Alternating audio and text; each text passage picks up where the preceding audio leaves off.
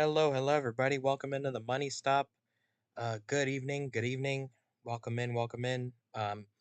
Happy New Year, everybody. It's a brand new year for all of us here at the Money Stop, and a brand new year for ROCAR. Lots of opportunities this year for everybody, and an exciting year ahead for sure. We are still in midst our seventh season, though. Just coming down to the end of the regular season here. So we've got some business to finish up with that, but certainly a happy new year to you, Laner, and glad to be back with you for another episode again. Yes, sir. You too. Hope you had a good one, and hope everybody watching also had a good New Year and a good holidays. Yeah, same here. I hope that this year brings a lot of good for everybody. And you know, it seems like the end of the year last year it kind of sucked just towards the end, but um hopefully it will be a good year for everybody this year, and especially for Rokar, I hope it's a very good year. um I think there'll be some exciting things to watch for. Excuse me. I think there'll be some exciting things to watch for, so definitely looking forward to the year ahead. um so, we have got a lot to talk about tonight. As some of you may know, we did not do an episode last week. So, we missed the chance to do a Kansas recap episode, and kind of talk about that race. So, we're going to break Kansas down and Milwaukee down in this episode. So, it may be a little lengthier, just depending on how much of a discussion we go into for both races.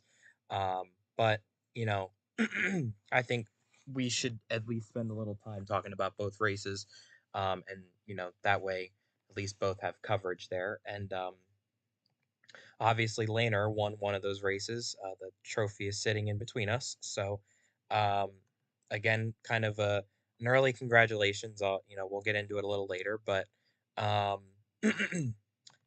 let's see. The first thing on the chopping block here is we're going to talk about um, the new alliance that GFM and SSR have. So this came out fairly recently, within the last several days. Um, I'll read out the statement. I'm not going to show the full thing on the screen, but I'll just read out the statement for you guys. So, I'm sure a lot of you have already seen it. But last week, GFM and SSR announced that they were starting an alliance next season.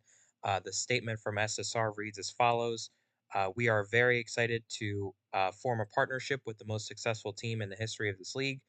As our team is also on the path to greatness, we feel that this alliance will make both organizations stronger, as we believe irons sharpen iron. And GFM also released a joint statement as well, saying we as an organization are extremely excited for this new alliance with our friends at Sooner State Racing. What they have done in a very short amount of time has been very impressive, and we cannot wait to hit the track with them soon. So we'll start the episode here. Definitely a little bit to break down with this.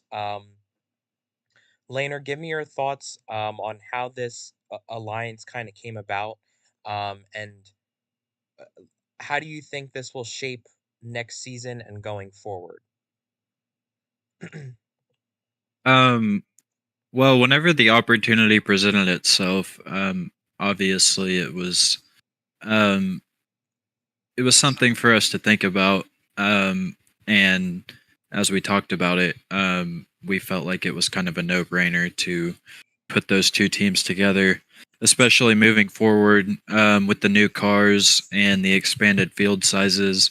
If we don't really know how next season's going to play out, but if we end up having more cars in the field, then obviously having more people that you're aligned with and in your manufacturer will be important because you'll need that help on the super speedways. With pushing and drafting. So, with potentially a lot of new people coming in next season, it's nice to have some familiar faces in the Ford banner, and we know that we can rely on them moving forward. So it's really encouraging. Yeah, and I would say too that it's definitely an interesting move for GFM, who went from Chevy jumping back over to Toyota mid-season, and then now they're going to move to Ford next season, which the team has never done. I believe. I believe this team or the organization has never been um, running as Fords. They've only run as Chevys or Toyotas. So I wonder how that will play into their favor or their wheelhouse. I'm definitely excited to see them on track. Oh, I've got a correction in the chat. Sorry. Yeah, I'm pretty sure they were Ford because Land drove the 10 car. I think Craigus drove Okay. the 4 car. Okay. That seems so long ago now. Yeah, it was a long time ago, It but seems very long ago. Okay, I faintly remember excuse it. me then. Yeah, excuse my mistake. But okay, so they've ran all three manufacturers. Bottom line, um, I guess the interesting thing to see will be, I don't think there's ever been two powerhouse teams that have teamed up before in ROCAR. At least in my memory. And as you guys said in the statement, iron sharpens iron. And I'll be very interested to see how these two teams work together. I'm very excited to see it. But it's not something you usually would think of happening. The typical thing that happens not only in this league but just I guess in racing in general, usually a powerhouse team and a smaller team will align and be affiliated with each other, kind of like you could say Team Penske and the Wood brothers are aligned, but obviously Team Penske is the bigger team. So it'll be interesting to see how two big teams team up next year and can hit the track.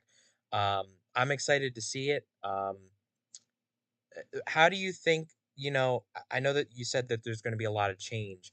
Do you think that this will change kind of the layout with the new game coming in next season and the new cars? Well, it's too early to tell with the new cars because we haven't done a lot of testing with the newer changes. But personally, like, I don't really think GFM or SSR are going to dominate next season. Um, I don't really think anyone will, if I'm being honest, because I think there's going to be a lot of parity with the new cars. Hmm. And I also think that we're going to have some newer people join the league with the new cars that might be really good off the bat. It might just be better than all of us. I mean, you never know. That's kind of how Clocks was with the Rose Sim cars. He just went out there and kicked all of our butts. So you never really know with these things um, what could happen. That's why I just feel like if you have the two best teams um, or two of the best teams um, in the same um, in the same manufacturer that are working together, then your odds are going to be better if the league gets more talented overall. But I do think there will be a lot more parity next season, so I don't really expect like Team Penske type dominance. Okay. Kind of a bold prediction, I guess. Maybe. I mean, maybe. I guess that's more of a prediction with the cars than the teams, though. Yeah. Yeah, I see what you're saying. Um, I'll be very interested to see, how things play out. I think, this season has already brought us so much parity as it is. I mean, if obviously we'll look at the standings later, but nobody's reached two wins yet. Everybody's only gotten one win. Um, and it's been very, very interesting to see how this season has played out. There's no clear favorite. There's no clear front runner for the championship four yet. Um, and still a very close battle for the regular season championship, which will wrap up this weekend. Um, so I don't know. It's a lot going on right now, but also a lot to look forward to next season. So super excited for the year ahead. I think it's going to be a great year. Yeah, and we don't really talk about it a lot, but it's crazy to think that somebody will lock themselves into the final four next week. Um, and that's kind of crazy to think about because we still have a really tight battle in the regular season championship, which we will get into later. But yeah, I mean, the playoff field will be set next week, but also somebody will lock themselves into the final fours. So Hmm. a lot to look forward to with Texas. Yeah, it's gonna be interesting, and I think we'll preview this later, but there was only 4 cars on the track last season, so Mm, I think that those 4 cars or 4 drivers, I guess, like really only have knowledge of how the track handled. Um, obviously maybe a little different this weekend, just because a lot of the tracks that we've run this season and last season have been a little different this season. So, Texas could be a little different this weekend, especially with more cars. Um, so, I mean, it could be a complete shock winner. You know, um, Lego is really the only one I think um, on that list who has not won yet. Uh, yeah, that's right. Yeah. So that's in contention to be up there for the championship four, and he's in the battle for it. But um he is the only one that has not won yet. So it either will be him or it'll be somebody getting, a second win um this weekend, or could be a Parker or a Benji. But we'll get into all this later. Stick around for that. Should be a very interesting conversation. Super excited to talk about Texas, but we've got some other news to get to as well. Just some minor things to get out of the way with teams and moving forward to kind of next season. So a couple or a day, I should say, a day before SSR and GFM announced their alliance, a new team kind of made themselves known, and they are called Black Hills Motorsports. Wendigo and Kragus are starting a team, and they are going to be starting next season, operating out of South Dakota. Um, one of the most random spots for a team, but I applaud them for thinking outside of the Yeah. box. I guess. Good luck getting all the haulers to all the races each weekend. Yeah. But uh,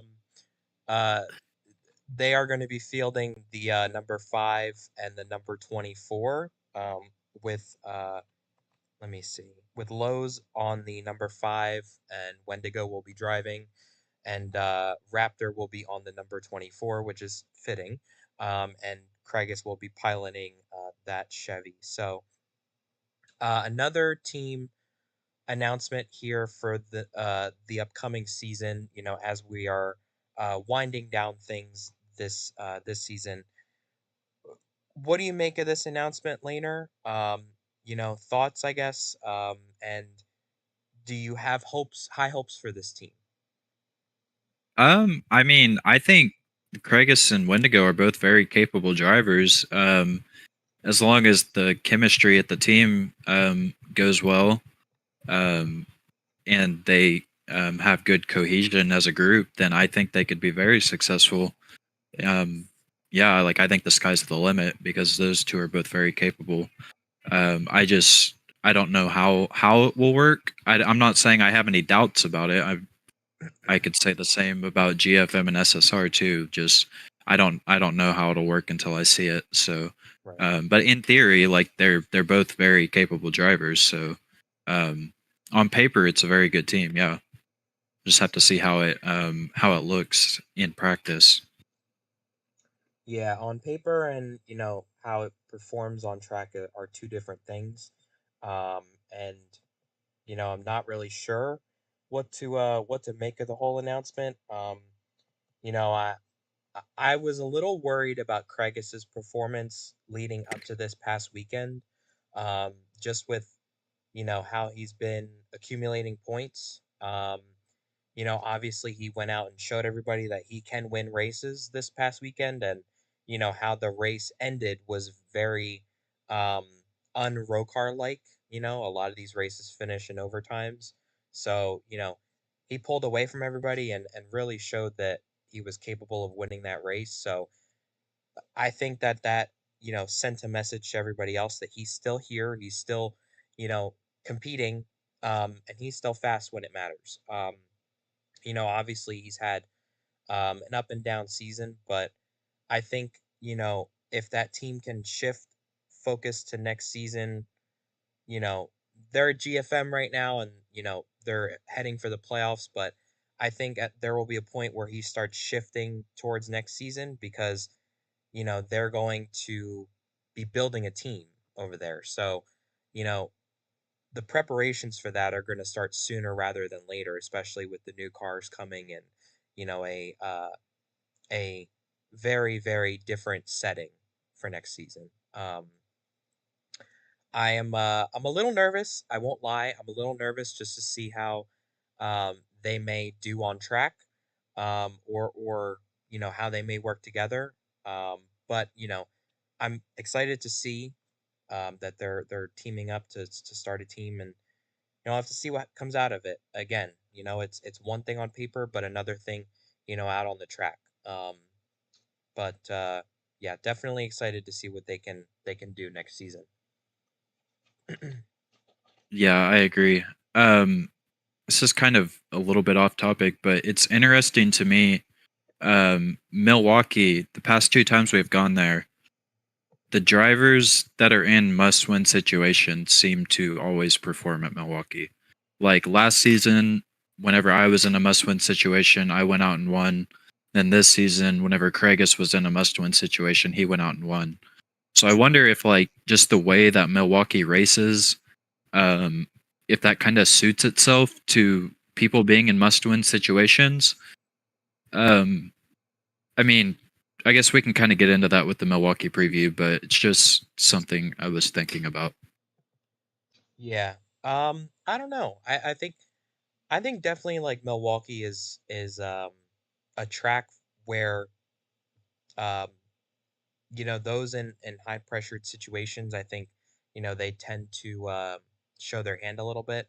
Um we can dive in more though when we get to it. But yeah, I definitely agree with you. Um I think you and Craig has definitely showed um that you are worthy of making the playoffs in high pressured situations. So definitely did a great job with that this past weekend. Um, let's see. Um, all right. Any last thoughts? Talking about teams. None that I can think of. No. All right. Well, we'll move on to the recaps of both races, and then we will dive into the points, like always. So first, let's start off with Kansas. So first off, congratulations, Laner. You finally won a race. It took you a little longer than I'm sure you wanted, um, but it was very close at the end too. I think I was on the edge of my seat that last those last couple laps. I think very, very intense end of the race. But tell me, kind of from your perspective, how you did it, and walk me through the race for you and the 22 team. I mean, we felt like we had a good car. We won the pole for the race, and we really felt like we had a good car all day. You kind of had to race. I didn't like the way you had to race because you kind of had to like abuse the multi groove. You would have to send it up high and then kind of let the car drift down the track. And you could really only do that in clean air. Otherwise, you were just going to wreck everybody.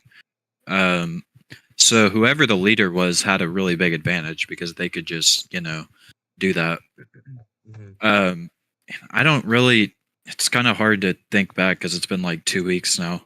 I know in the final laps, Craigus was leading and Land was in second, and I was closing the gap to them. I think it was like 2 to go, maybe.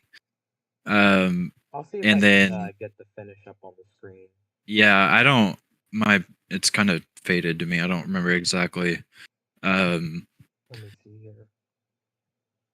Mm, but I mean, it was a win that we had to have. I mean, especially seeing the points now, like to get locked into the playoffs. It's definitely what we needed to do. So we are extremely proud of that performance. So did the win give you guys any boost of confidence, or did you feel like different about this win? Um, because for me, like when I watch you win races, you guys have the car to beat. You go out and you either dominate or you find a way to like really earn your way. But this one, it just seemed like it was like every man for themselves at the end, and somehow you came out on top amidst all the chaos towards the end. Um, does this win feel any different for you? not really. I mean, we I'm pretty confident in myself. We always find a way to win at least a few times per season. So I try to not go into it with much pressure and just kind of let things come naturally. Um, but I mean, it does give us confidence, but um, how much confidence, I don't know, because really we're focused on the playoffs at this point. So there's really not much we can take from Kansas because we don't have any multi-group tracks coming up until the playoffs. Yeah. For anybody here, I'm putting the finish up on the screen. Um, if you would like to watch, just kind of recapping the last couple laps here. Very chaotic finish to the race, but um, Laner came out on top with the win. Um, it was very close in the end too. I think Craigus finished second, I believe.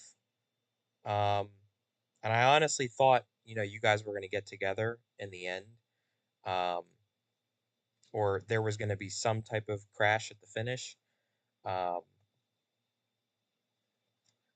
Also, I see Wendigo put a question in the chat. I I, I don't think it's. I don't even know what he's asking. I don't think it's sanctioned. I'm not sure. I don't know, but I think something's the replay is not playing anymore. I don't know what's happening. Oh, there we go. Went off for a second. yeah, I think it was just because I checked Discord. It does that for some reason. I'm not sure.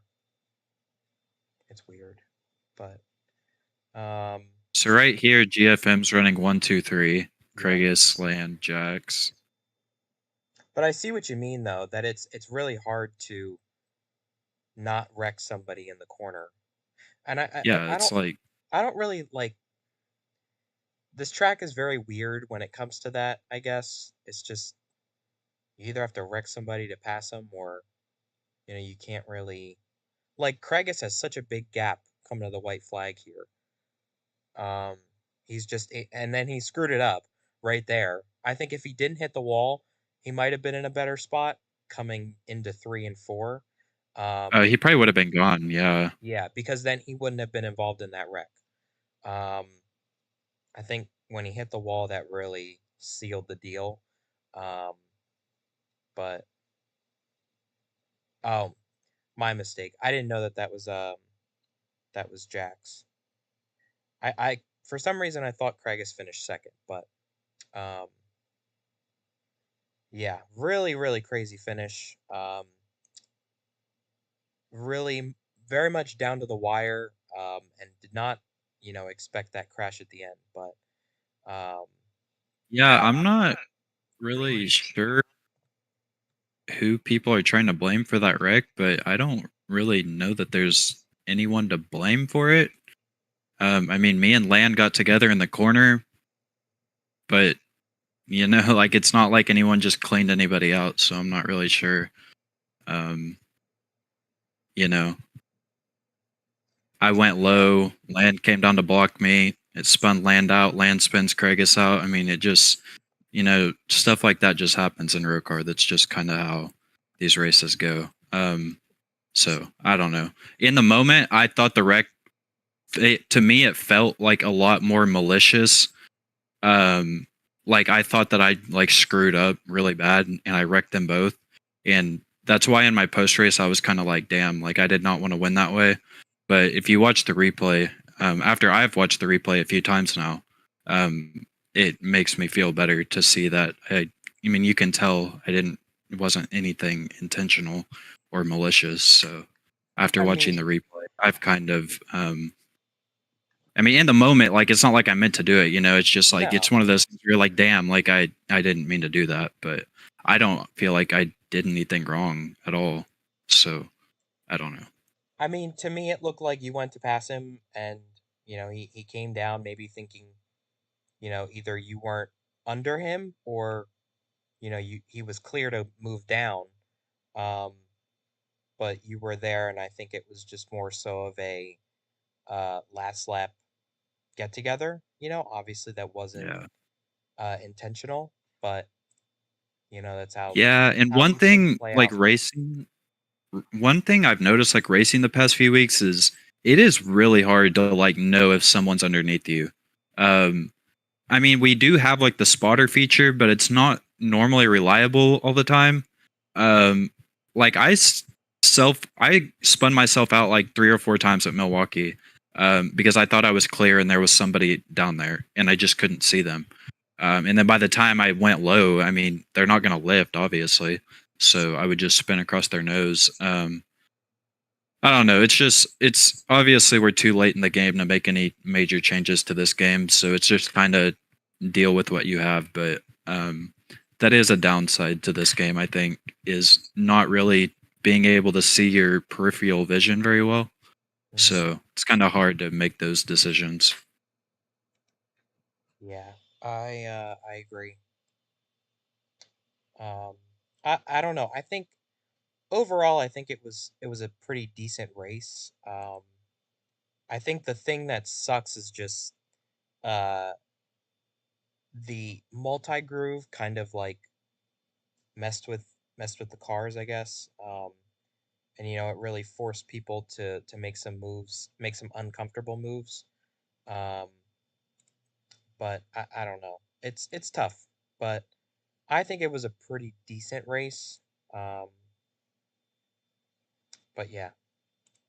Yeah, I thought the racing was good. I know some people mentioned after that if we do multi groove again, we'll probably implement this for Chicagoland that we need to implement a rule where people cannot zigzag in between the lanes, like which I think could be very easily enforced. But like if you're in a lane, you need to stay in that lane throughout the whole corner, Mhm. or at least not cut through like 3 lanes because it just honestly it turned into a shit show and it was a really messy race.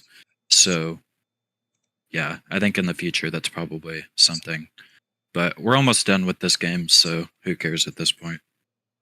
Yeah, I feel like that's something that probably should have been maybe something we talked about last season. Yeah. Um, when the multi groove kind of debuted, but um, or around the time it debuted. But yeah, I don't know. It's tricky with these cars to hold your lane, just with how much they shift back and forth. Like, um the turn in the cars is very delicate. Like you have to be really, really careful.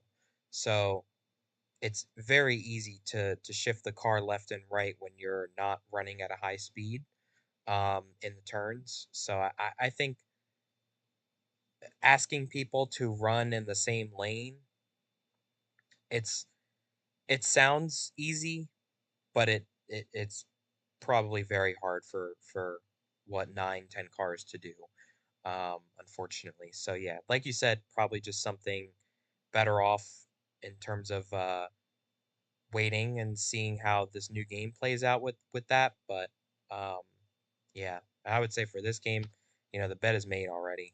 Just make it to the end, and that's it. Yeah, I agree. All right. Anything else to mention with Kansas?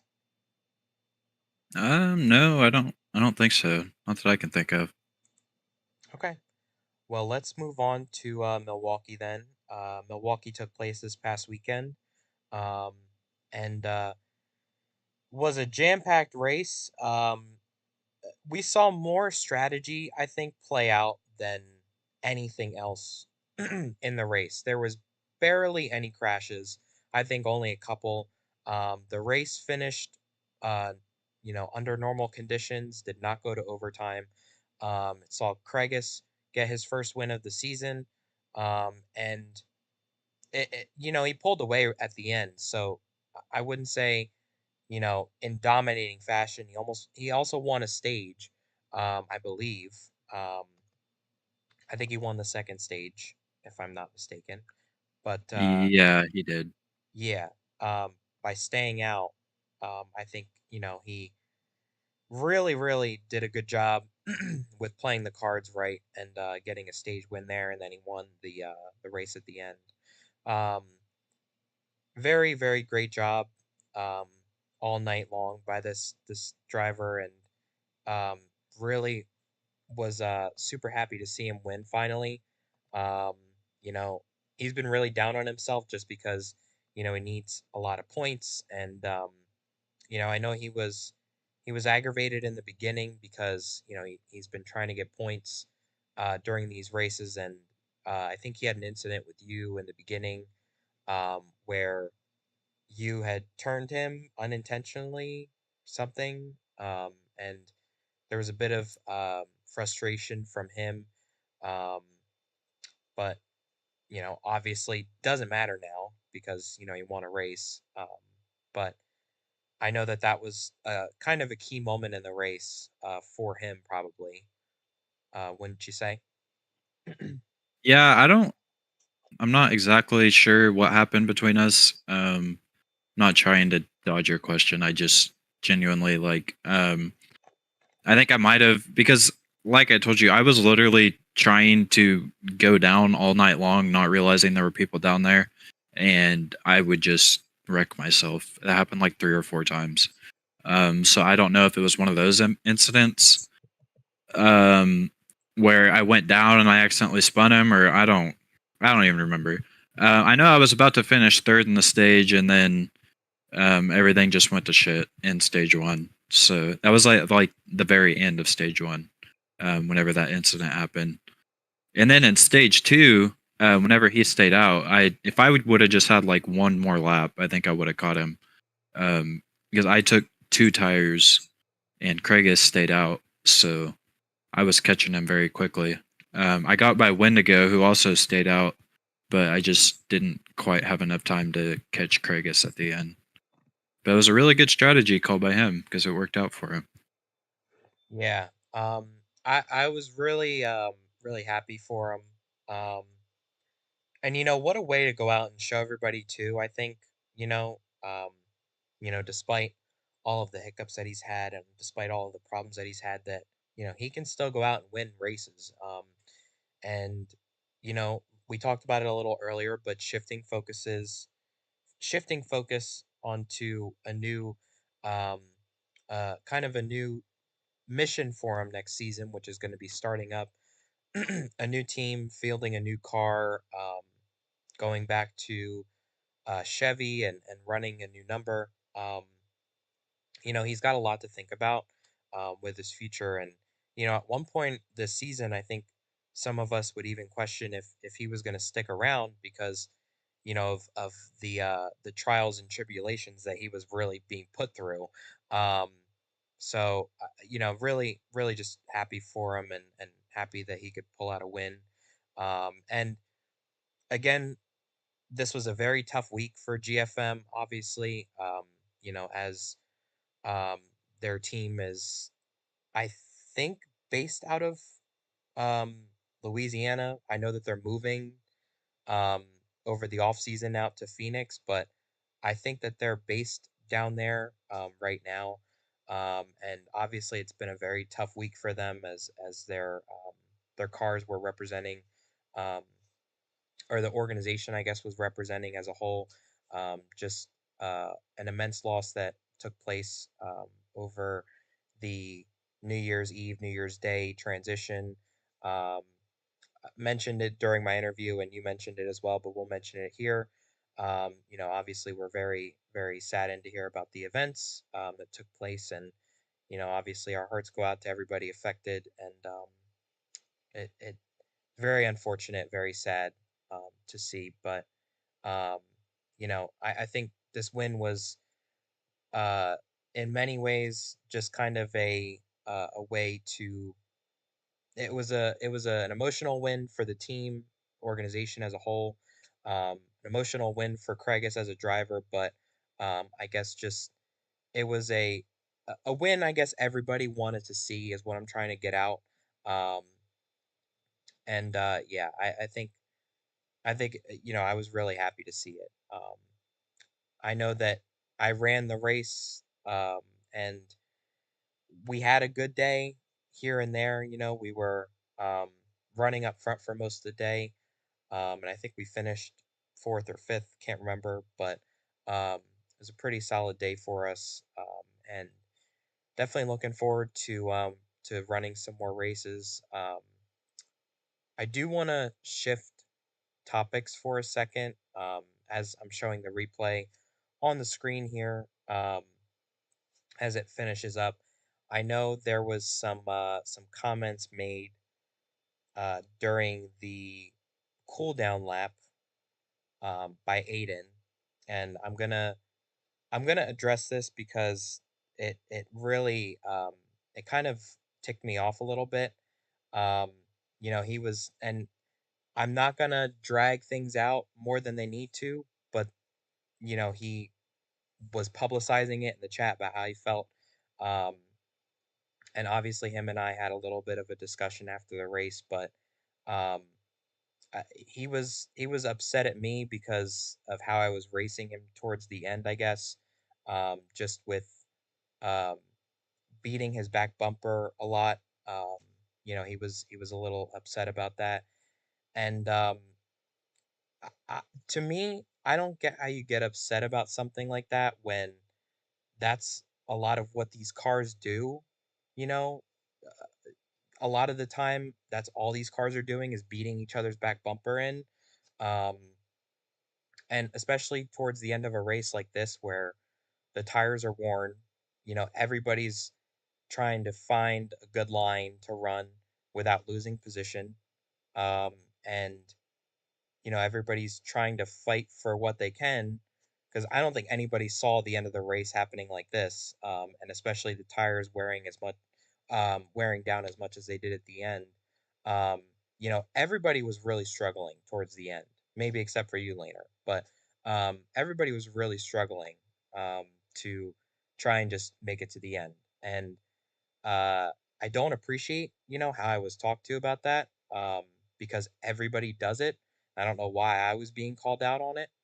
Um, so, it's just that to me is something that frustrates me because everybody does it to each other. But, I come in and run a one off and now I'm being made out to be a villain because I was running into everybody. So, I don't know. It's frustrating a little bit. I know I didn't really cause any problems, but it's a very different I guess a very different world when you're running part-time as a retired driver. You're treated very differently, and I see how that is now. So I definitely have taken note of it.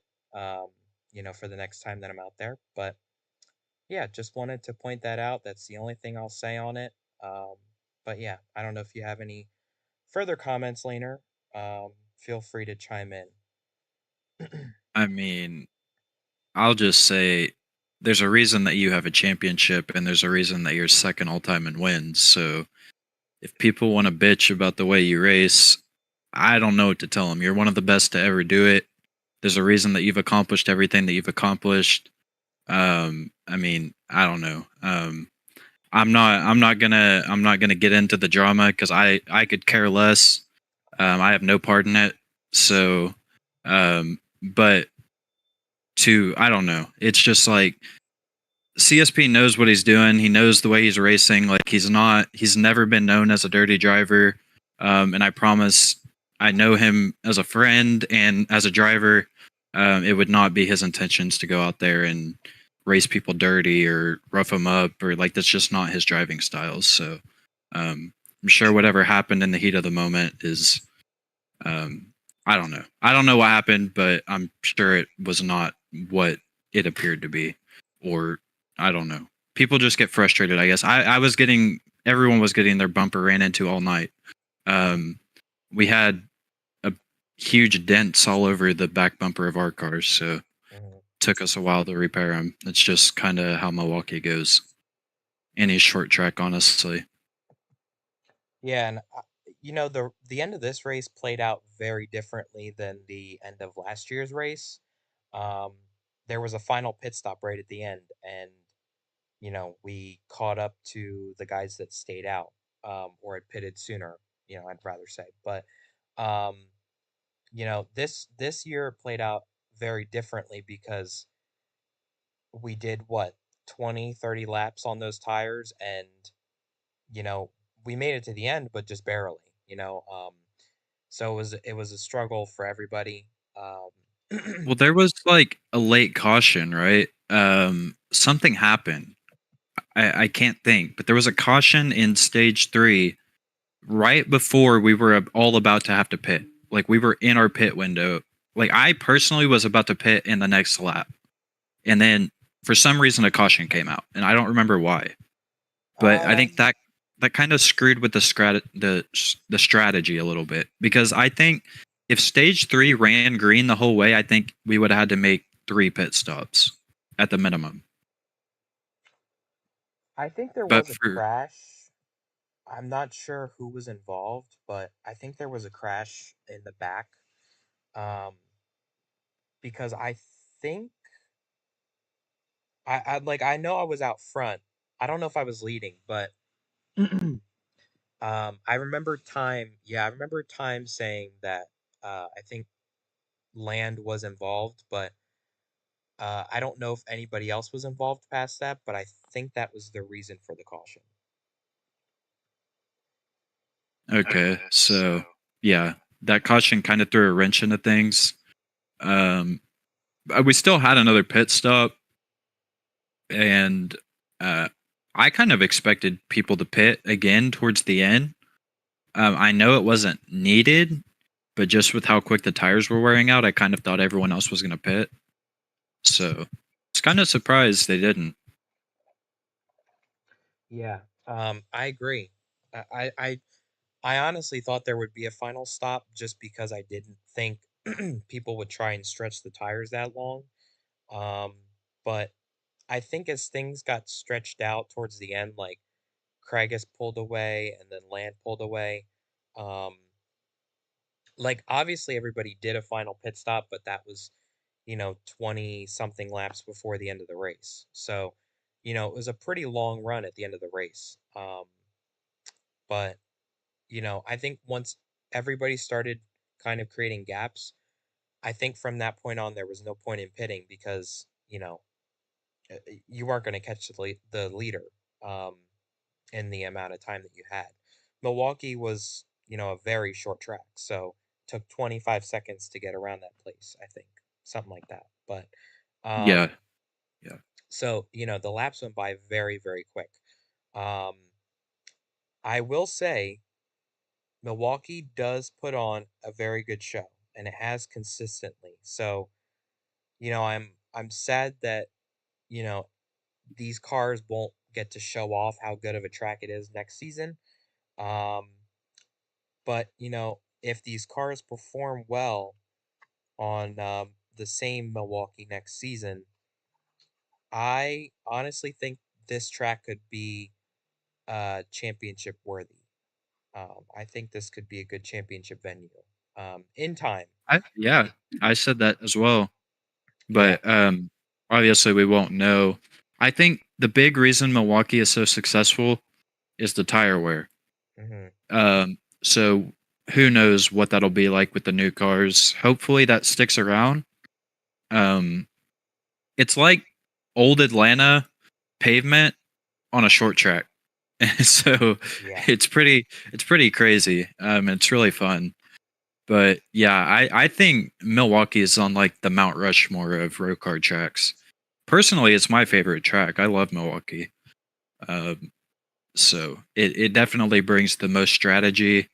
You really have to hit your marks, and it's easy to make passes as the run progresses.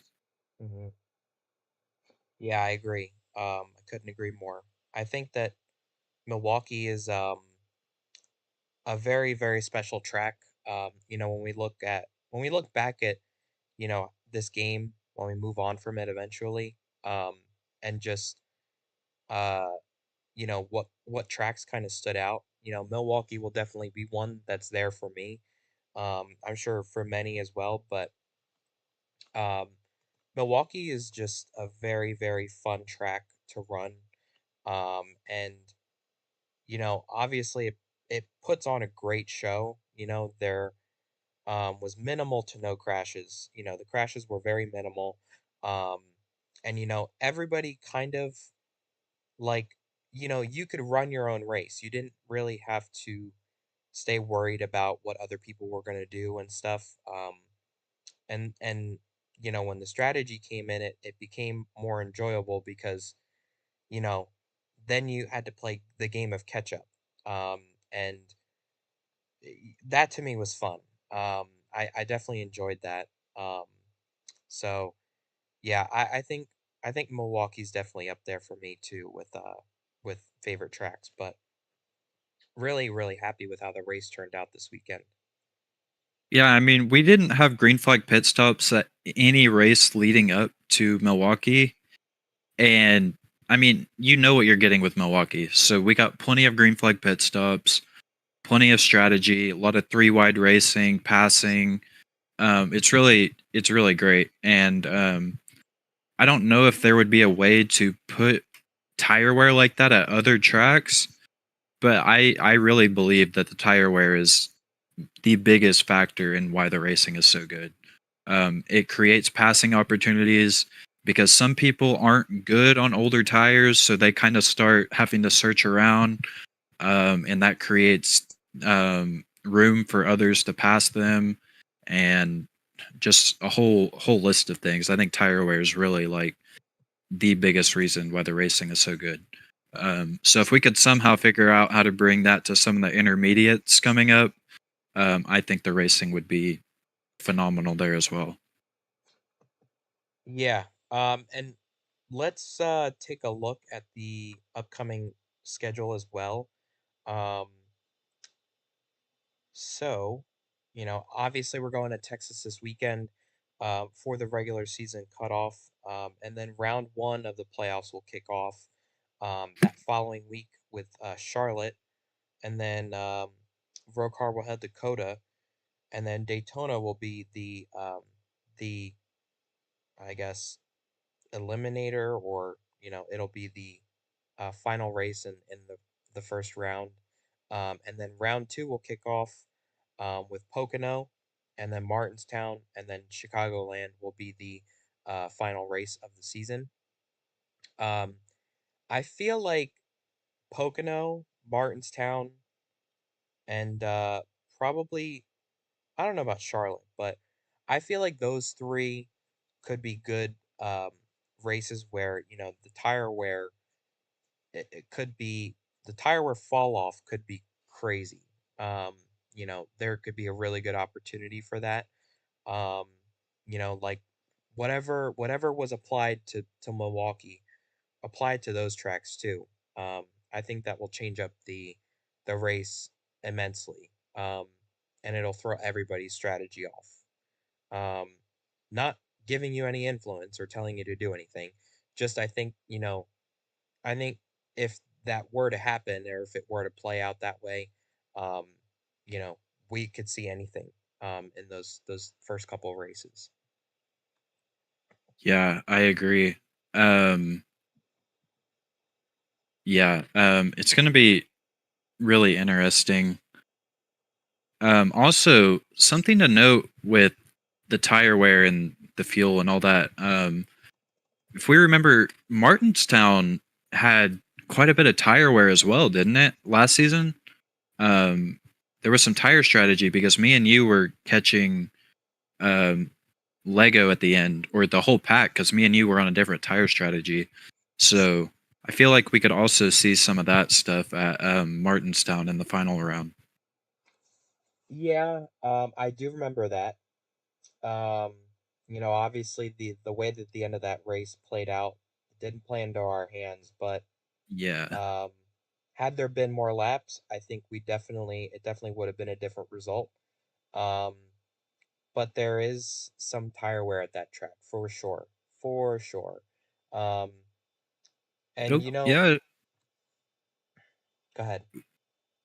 Well, we will have a lot of really interesting races coming up because we have such a big variety. Like you have an intermediate in Charlotte, and then you go to arguably, which a lot of people might not agree with this. It's kind of like a political party. Either you're a Watkins Glen or a Coda person in ROCAR because those are the two road courses we go to. I personally like Coda, so I'm in the Coda political party. So I think you go to Charlotte, then you go to Coda, which I think is the best road course in ROCAR. Then you end it off with the Super Speedway, and then uh, you start the next round, and we have another multi groove track in Chicagoland. What else? Martinstown and Pocono. So, you know, it's gonna be really, really, really interesting. Yeah, and like you said, it's a wild mix of tracks. I'm really interested to see that last round, how people approach Pocono and then go to Martinstown. Um, Obviously, two very different tracks, but tracks where really anything can happen at those two tracks. The thing about Chicagoland is like it's fun, um, but in a couple ways, it does race like Kansas, um, which is a little bit of a downside. It was a good race last season, but I'm a little scared with how different the races have been this season, how that race might be different. Um, but kind of separating that from Pocono and Martinstown, I think those two will be really, really interesting to watch. Pocono, if again the tire wear plays out, you know, those that race could be very, very interesting. Um, I don't know. I think it could get stretched out too. We could see it get stretched out. I think you can make two tires work at that track, in certain cases and certain circumstances, but um, and same thing with Martinstown. Um, Yeah. I think you could make two tires work. So there will definitely be some interesting calls. Yeah, I'll say the reason Chicagoland works is because it's so wide. Like, you have like two car lengths in every groove. So you don't really have the issue of people like cutting between the grooves. Hmm. A big issue with Kansas is that it's just so narrow. It's kind of hard to avoid that. But Chicagoland, you have a lot of room to work around. So I'm excited for that, but I'm also really excited for Pocono because I feel like that was really, really good race last season. Um, Martinstown too. It had a lot of strategy and it was a really interesting race too. So I really think we're gonna have a lot of good races coming up in the playoffs. Daytona might kind of be messy and chaotic, but other than that, I'm pretty excited for every track. Yeah, I agree. Hopefully, none of them have to get switched either. Like, hopefully, you know, all six of these races can be run as is because if you end up running a different track than what's on that schedule to be run, that could even throw another curveball into things because we've seen how some of these races have played out. When you switch tracks, different people will come to the front, um, and that may work out for some people, may not work out for some others. But yeah, I think it's definitely going to be an exciting next couple weeks past Texas. Texas, is fun, but there is a lot more exciting races coming up past that one. It'll be a fun race to watch this weekend, but certainly looking forward to, races like Coda and seeing how some things play out with that. And looking forward to Daytona always, and Pocono, and Martinstown. I think that'll be very good races to watch. Yeah, and I guess Daytona to me is the question mark because we'll have to hold a test session that week to figure out if we want to use the newer version, the one that we used for the Row Muscle 500 last season, or the older one. I know there were some lag issues with the newer one, but personally, and I think everyone else agreed that that one produced better racing. Hmm. So that's just kind of something that we'll have to figure out the week of. So hopefully we can make the newer version work out because that one was a lot of fun to race at. And the Row Muscle 500 last season was probably the best Daytona race we've ever had in the league. So hopefully we can make that work out. Yeah, I agree. Um, let's move on for time's sake. We got a little Yeah. carried away, but um, we're gonna move to the points. As long as we have nothing else to cover with Milwaukee, um, we good to move on.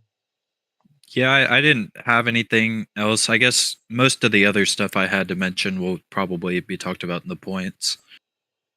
Yeah, I agree. Um, we will get to Texas, and kind of looking forward past that towards the end of the episode, hopefully. But for now, let's get into the points. We're only going to show this week's points because that's really all that matters.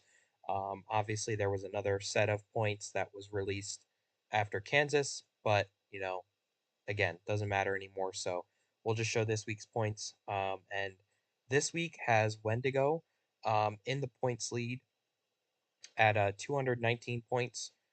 Still only one win along with everybody else. And Land is close behind him in second at 215. And then Laner is third at 207. I think Lego would be fourth Yeah, he would. with 193. And then Craigus is fifth with 189. Uh, Jax is sixth with 188. Aiden is seventh at 184. And then Bip is in eighth with 118. And then Parker and Benji are down there in ninth and 10th at 68 and 27. So obviously, past this next weekend, none of this will really matter. Really, all that's going to matter is what you've accumulated over the regular season.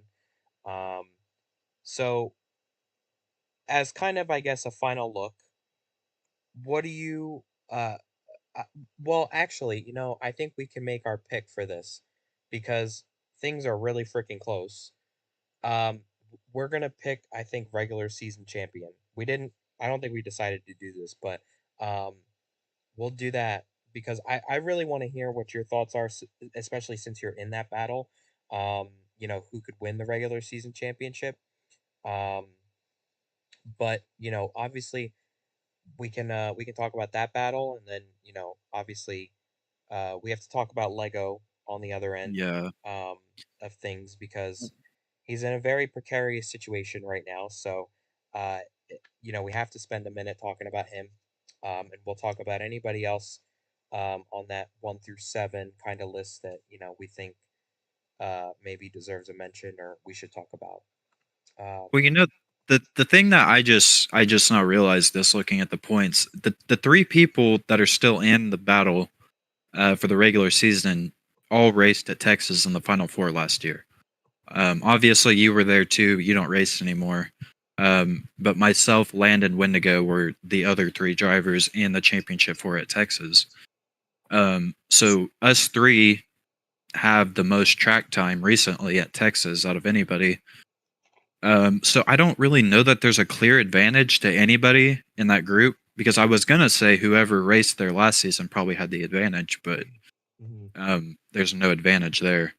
Um, I don't know. It's really tough because if two of those people have a bad race and one of those three has a good race, that person's going to run away with it. Like it's that close. And there's really no room for error between any of those three, especially myself, because I'm a little bit further down. I would probably go with land, I guess. But it's really a tough decision because Wendigo's really good at collecting stage points, but it seems like this season he's kind of fallen off in that aspect. Like last season, he was winning stages left and right. Mhm. Um, but this season he's doesn't seem to be winning stages as much. So I think I would go with land. You can see he has the most stage wins out of anybody. So I feel most confident in him to get up front and get stage wins and stage points and get a good finish out of the day. Yeah, I think I'm gonna back you up on that. Another thing that I saw too, that lap sled category is standing out to me. He is the only one with triple digits in that category. Um, Hmm. that's a really stark standout point for me because he has what it takes to stay up front, and he doesn't let anybody take it from him. And that will be a very difficult thing, especially to do this weekend, because Texas is not easy to pass. No, You will it have to is. find your way around them another way. You're really gonna have to work for making passes this weekend. And Land won his third championship here, so he knows how to get it done. And I feel safe putting my bet on him over um, anybody else really in contention, um, just because of what I see on the points. But also, he's going to a track where he doesn't think he's capable of doing good, or he said that he doesn't really know how to figure out Texas yet, um, or he said something along the lines of that. Don't take that literally, but Yeah, he's expressed concern about Texas, but I think he's gonna do better than he thinks. And he does that at a lot of tracks, and he ends up doing better than he thinks. So, um, I'm really not worried about him in terms of if it comes down to the wire. He tends to perform well in high pressured situations. So, um, I think he has the best chance out of all of them, even though he's 4 points behind. That's easily doable. Um, yeah, if he can make that up. yeah. I think although I'm still in the picture technically, like it's possible mathematically. I think out of the three, I'm the one that would need to be most perfect, just because of how far down I am. I mean, realistically, I would probably need to win the race and do really well in both of the stages. Maybe not win the race, but I'd at least need to win one of the stages. I feel like. Um, Whereas Land and Wendigo kind of have a little bit more wiggle room. Um, for me, I kind of have to be absolutely perfect if I want to have a chance. Yeah. Um, I don't know. I think you could make a case for Wendigo as well. Um, Yeah, I agree. only, and this is why, because he was also in the championship four last year, or last season, I should say. Um, I believe, right? He was Yeah, he in the was. final four with us. So, Hmm. for me, he's also going to be in the same boat. He's also got a little bit of an advantage, how to approach this track, how to really assert your position early on in the race. So I think honestly, it'll probably be between them two for it. But if I had to take anybody, I'd have to take Land. Um, Sorry, Wendigo, but I'd have to take Land over the two. Um, just just from what I see, um, he's got two poles, three stage wins, um, and 119 laps led. So it's hard to bet against him when the numbers show.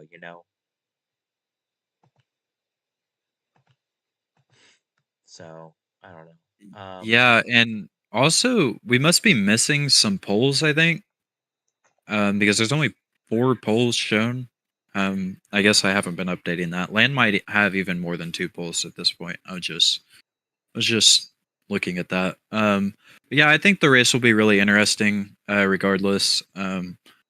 It'll definitely come down to the wire, and I think that all three of us have a shot at it.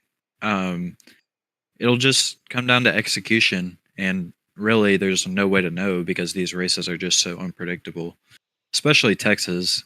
mm, I feel like it it's going to be really easy to lose track position. Like, I think a lot of people are going to be getting spun out, so it's kind of one of those races. yeah. Um, I am. I'm excited to see the battles that will take place this weekend. I think Texas is a very fun maneuvering track for making passes on other drivers. Especially on the straights. I think, like the straightaways, I think are really fun. The turns are just horrendous. Like they're boring. I don't know. It's just as boring as in real life Texas. It's terrible as a track. I'm sure you know because you spent a couple days. You spent a couple Yeah. days at the race a couple of years ago, and you know you've seen it with your own eyes. Oh But yeah, I have had to watch the past 3 or 4 Texas races in real life. I know how bad it is. It's yeah, it is not fun. I'm glad they only go there once a year now. They deserve once a visit type of track. Yeah, um it's not a good racetrack. It's not any better in person. You would think watching it in real life it would be better. No, it's bad in real life too. yeah, I don't know. But I applaud you at least for sitting through that because I don't think I could ever sit Yeah, through I that. had to sit through a few of the 500-mile ones Oh, a few years ago. ugh. Well, the only interesting race recently in recent memory, I think that like at least could have, been good had it not gotten out of hand was the playoff race, I think, in 2022, where they had the tire issue. Um, and like it started later in the race, and everybody started blowing tires. Um, Yeah. it was enjoyable to a point where then everybody was just blowing tires. And then there was a question of if they even had enough tires to get to the end of the race, and there's a lot of concerns, and it got so out of hand. But yeah, I don't know. Texas is just a weird, funky track that it just needs to be blown to smithereens, and you either build a Walmart or you build a new Texas. That's it. Um, I've said this Yeah, before, but I will renew my call for it. they need to do something with it, but who knows? They probably won't. It's SMI, so Well, I the know that odds they of were that are very talking low. about they talked about last year, I think, like before before their track president retired, I think they were talking about redoing the track. Um or like Yeah. tearing down turns 1 and 2 and redoing turns 1 and They 2. want to they wanted to revert it back to how it was before they screwed it up. Yeah. I don't know. Um they need to do something to fix it. Um it's a broken track. But anyways, we got off topic again. But um so your regular season pick is or your regular season championship pick is land. Yeah. All right, cool. Same here. Um let's talk about Lego for a second. Lego is in an interesting situation because obviously he has not won yet. Um not looking at wins, he sits fourth in the points. But he is currently below the cutoff line. Uh the interesting thing about this weekend is that um, he will most likely need to either win the race or he needs to do really, really well or get lucky somehow. But, they need to win, I would say. Um, can they do it? I think so. I have full faith in the team to do it. Um, but I will say they can do it. First, firstly, more than anything, they can do it just because of what we've seen, especially the past few weeks, and how many different ways drivers have won these races. In overtimes and under green flag conditions. Just I think anything can happen. And Lego has definitely shown more times than once this season that he can still very well be capable of winning um, these races, and it sucks the way that it has played out up to this point. He almost won Auto Club by uh, thin of a margin. He almost won, but just it sucks the way that it played out. It has played out for the 44 team. Obviously, very fast in New Hampshire as well. Could have won that race, but um, Lego is in a very interesting situation now where he finds himself below the cutoff line. Um, as really, I guess, the only driver who has not um, won a race yet. Obviously Parker and Benji are down there too, but they kind of joined in late. So um, it's unfortunate, the that how it's gotten up to this point. Um, but I really am hoping for the best with Lego this weekend. I think we're gonna spend a lot of time with him this week, hopefully, and getting him prepped for the race. Obviously, we're putting everything we have into helping him win this weekend, and um, to just feel better prepared, I guess. I don't. I'm a little worried, just I guess, for how you know everybody else might turn out. I guess how they might perform, but um, you know that's a Saturday issue, and it's still Monday, so um, I'll be interested to see. Later, I'll let you give some thoughts though, kind of rambling. So Yeah, I mean, yeah, Lego's gonna have to win. Bip is checked for the race, so I expect Bip to show up. So, yeah, Lego's gonna need to go win. I think he can do it. Yeah, I'm confident. He's been close many times this season. And also, I'm not gonna say that these other drivers don't have anything to race for because obviously they do. But um, you know, I don't know. Like maybe they won't push as hard as they normally would because like we all have wins. We're already locked in. Um, and I'm probably wrong. I think everyone still wants to win the race. We still want the playoff points. We still want all of that. But if there was a race that Lego could capitalize and really be aggressive and try to go get a win, this would be the one to do it. People might be more lenient since they have wins and they're already locked in. Um, so yeah, I mean, he's just gonna have to go out there and take it. He's really gonna have to drive aggressive. He's gonna have to push himself towards the front. Um, for that team, I feel like stage points shouldn't even matter to them.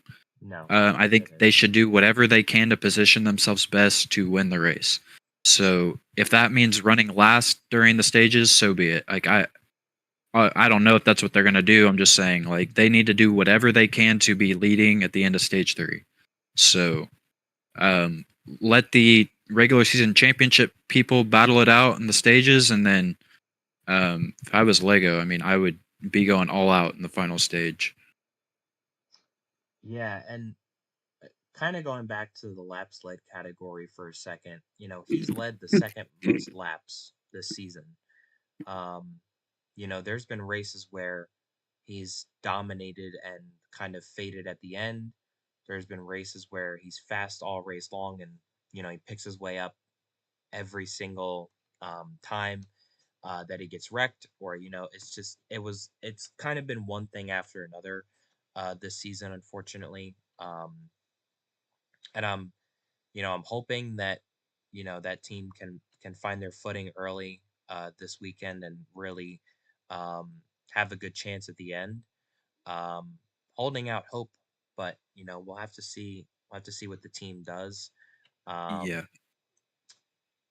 a- and explain the situation to our viewers too. If in the case that he does win, what does that mean for guys that are above the cutoff line? Because So obviously, yeah. only seven can make it in, and Lego winning would make it eight. So, kind of S- explain to the viewers. So in that scenario, it would go off points between those who do have wins. And in that situation, BIP would be eliminated because BIP would have the lowest amount of points of our 8 winners. So Mhm. Lego would leapfrog BIP, and BIP would be eliminated from the playoffs. So in that scenario, Lego is in with a win because Lego is he's fourth in the point standings. So all he needs is a win, and you can kind of see the flaw with winning you're in. Um, I guess it doesn't really work in NASCAR, but you can make an argument that it works with 16 car playoff, but with only a 7 car playoff, this is like worst case scenario. 7 winners in 7 weeks, like that's an absolute nightmare. And it's really unfortunate that it's possible that we could have a driver that's dominated most of the season, led the second most laps, showed up to every race, won stages, possibly miss out. And it's too late to do anything about that now, but there is definitely flaws with the win in your end system. So that might be something we look into next season. Yeah. Um, I guess that's a topic for another episode. Um, but yeah, I don't know. It's going to be very interesting because BIP is also expected to be in attendance this weekend. Um, and I don't really know, how things will play out with that or what that Yeah. that team has planned. If they're gonna try I'm and go out and win the race or just try and score as many points as possible. Um, but if Lego wins, they're screwed either way if they don't win because they're nowhere close to yeah, being above anybody and, else. So, and I mean, I think that team's mentality should honestly be show up and hope Lego doesn't win. mhm, Um, because I mean, I don't know. BIP has only shown up to 4 races this season. Like I don't really expect too much pace from that team, and I'm not saying that like in a rude way. It's just that they haven't really been around this season to show any pace at all. So I'm not really expecting big things from that team when they show up to Texas. So I think for them, I mean, their best bet is just show up and hope Lego doesn't win. I don't really expect them to run up front, but could be wrong. I don't know. I mean, BIP hasn't really had much experience on the intermediates either, so yeah. um, I don't know. I don't know how that'll play out. Well, I don't know if his top fives and tens are updated, but Yeah, they are. he has four top tens and one top five. Um, Yeah, and that one top five was his win at Talladega. So yeah, I to me it doesn't. I wouldn't be comfortable with that. I wouldn't be comfortable with that at all. no, and I mean, Lego is going to uh, be very aggressive this weekend. I feel like Yeah. he's going to be set on winning the race because Lego he has a lot of motivation. He's came really close so many times this season. This has by far been the best season of his career. Hmm. I mean, he's had a really rocky career. Like he's been through it, man. Like he has had a lot of really disappointing seasons, a lot of disappointing races, and he's kicked ass this year. Yeah, Um, for sure. and for him to miss out on the playoffs, I'm sure that team does not want that to be their legacy in this season. I'm sure that they want to go fight for a championship. And heck, if they make the playoffs, they have a really good shot at making the final four. Hmm. Yeah. So, I mean, it's an unfortunate situation with the way that the playoffs played out. And I hate it for Lego that it came down to this, but he's still got one more race to redeem himself. If I mean, he's just got to go out there and do what he's done all year. Go lead laps and win the race. Just gotta finish it this time. Yeah, I agree. Um, if I'm Lego, I'm spending as much time in the sim as you can, you know, um, spending time in the sim, logging laps, seeing what a good setup looks like, um, and talking to teammates. Obviously we've had discussions internally, but talking to people that have ran at the track already and kind of maybe can offer a little advice. And not just saying this for Lego's case, but for any driver that may be in this case in the future, that's really the best way to approach it. Kind of have individual time to prepare yourself, but also lean on your teammates and people that have ran this race and um, have been at this track, to help a little bit. Um, last year Texas was the championship race, and this season it's the regular season finale race. So two very different situations. Last season was fighting for a championship, and this season is just fighting for a spot in the playoffs. So um, the racing could be very different because the stakes aren't as high for some drivers this weekend. Um, but I'm still gonna say that people will be just as aggressive because, um, there may be some teams that don't want Lego in the playoffs because of how aggressive he might be. And he's also sitting in a good spot in points if he were to make it in. So, um, I don't know. You could really take this many different ways, I guess. But yeah. Yeah, Um, I agree with that as well. I mean, I know Lego is very well respected. He's probably honestly, I'm surprised he doesn't win most popular driver every year. If I'm being honest, mhm. I think he's probably the most respected driver in the garage. Maybe not everybody agrees with that, but I feel like Lego is a driver that I have never seen have any controversy come out of him, which is very crazy because all of us have gotten into controversy before. Mhm. All of us have wanted to beat each other's heads off before, but Yeah. somehow Lego has never had that happen. So, um, I know that we're all still competitors. We all want to win the race for ourselves. But if Lego does win, I think it'll be a very special moment for everybody. I think I don't want to like compare it to Dale Senior winning his first Daytona 500 or anything crazy like that, but I think it's a win that would make a lot of people really happy because it's been a long time coming for him, and that would be a really big moment for him. Yeah, I agree. Um, we'll have to see how it plays out this weekend. I don't know. Have to see how it plays out. For time's sake, let's move on. We are way over an hour with the episode, so Yeah, um, let's move to Texas now. Um,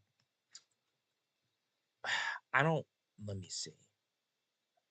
Okay, the information was out already. Okay, now I see it. I did not see it before. So, um, the race taking place this weekend on Saturday will be 90 laps. Stages are 25, 25, and 40.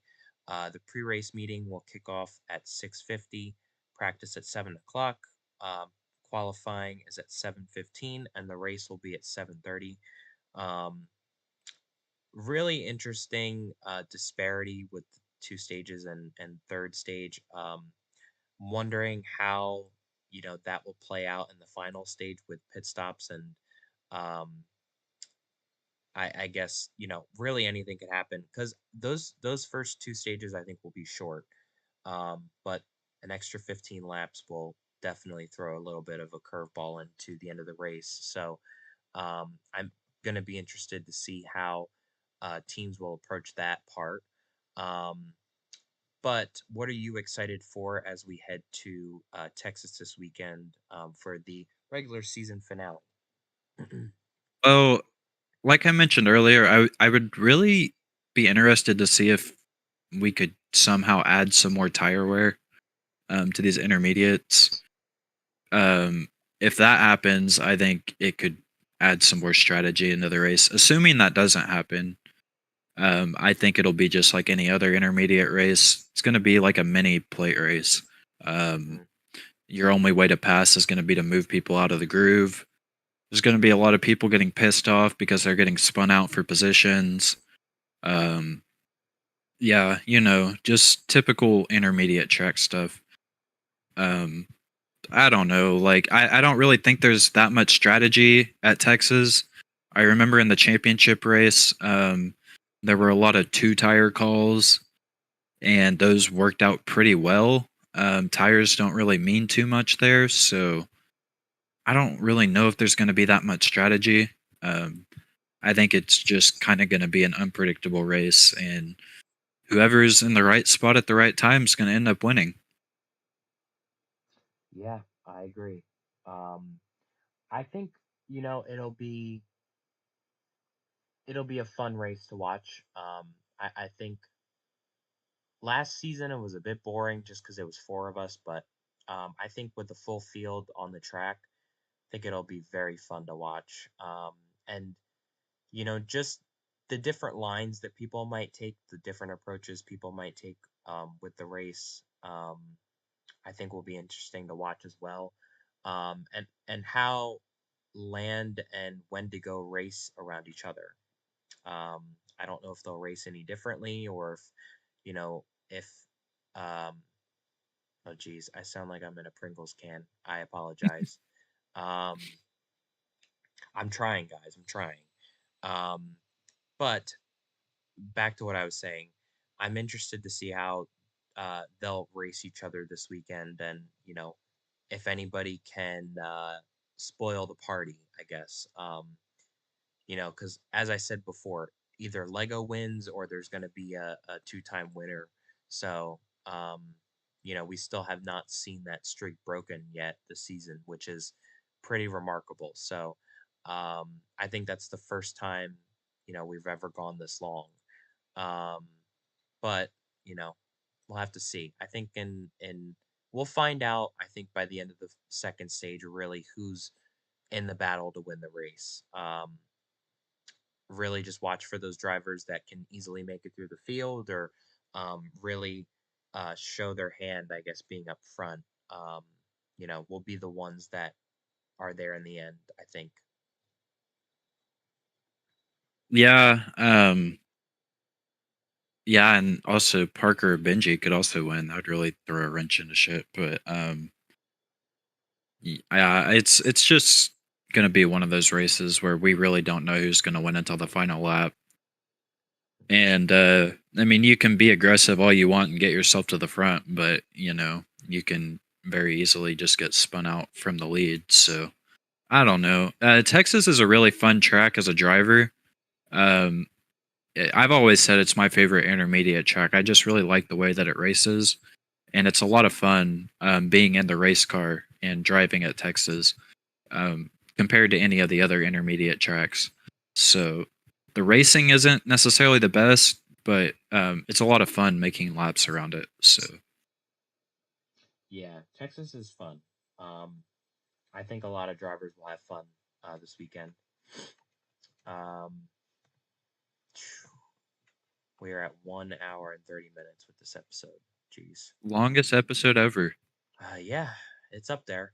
Um, all right. Well, let's make our picks and then we will rate the race. Or we kind of already did our regular season battle for the championship, so um, we can talk about our race winner picks and then we'll rate the race. But I will let you go first. I think I went first last time, so whoever you want to pick. But Um, I'm really tempted to pick Lego, but I'm superstitious and I don't want to curse him. So, um, uh, now whoever I pick's gonna think I'm cursing them, and I'm gonna seem like a hole.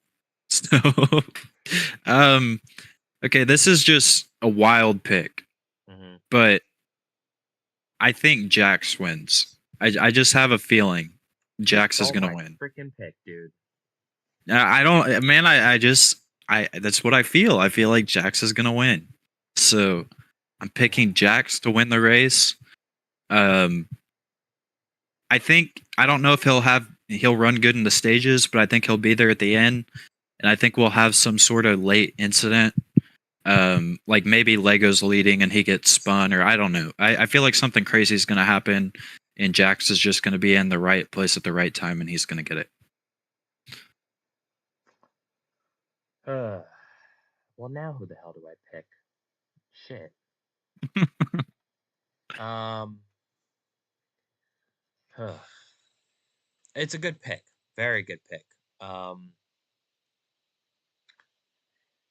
I think I don't know. I think